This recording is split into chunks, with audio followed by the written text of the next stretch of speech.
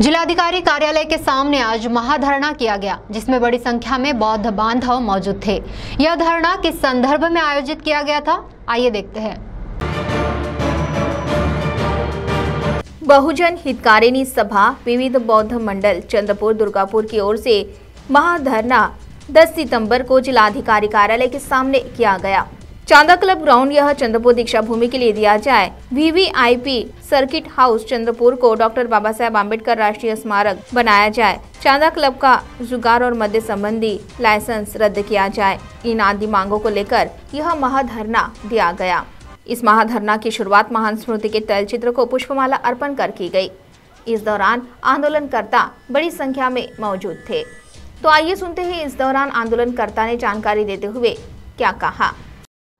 बहुजन हितकारिणी सभा चंद्रपूर आणि चंद्रपुरातील सर्व विविध बौद्ध मंडळे यांच्या विद्यमाने आज आम्ही जिल्हाधिकारी महोदयांच्या कार्यालयाच्या समोर प्रचंड धरणं आंदोलन या ठिकाणी करत आहोत।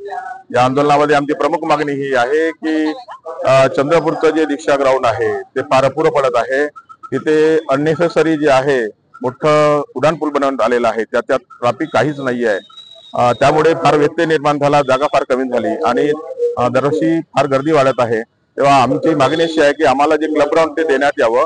बाबासाहेब आंबेडकरांनी जेव्हा चंद्रपूरला दीक्षा दिली तर त्यावेळेस तो क्लब ग्राउंड जो आहे तो त्या दीक्षा समारंभाचा भाग होता, म्हणून हिंदू मिलच्या धर्तीवर ते क्लब ग्राउंड आम्हाला देण्यात यावं। दुसरं, बाबासाहेब या दीक्षा समारंभाला जेव्हा आले होते चंद्रपूरला तर त्यावेळेस ते वीवीआयपी गेस्ट हाऊसला थांबले होते, सर्किट हाऊसला थांबले होते।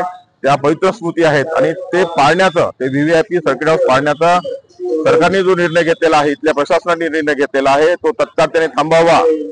आम्ही खबरदार करू इच्छितो इथल्या बियांचीला की तुम्ही अंधारामध्ये ते पाळण्याचं जे तुम्ही षडयंत्र ते बंद करा आणि तिथे बाबासाहेबांच्या नावे राष्ट्रीय स्मारक झालं पाहिजे अशी आम्ही त्या ठिकाणी मागणी करतो। या आणि इतरही मागण्या आहेत आणि त्या लवकरात लवकरच या मागण्या मंजूर व्हाव्यात अशी आमची शासनाकडे विनंती आहे।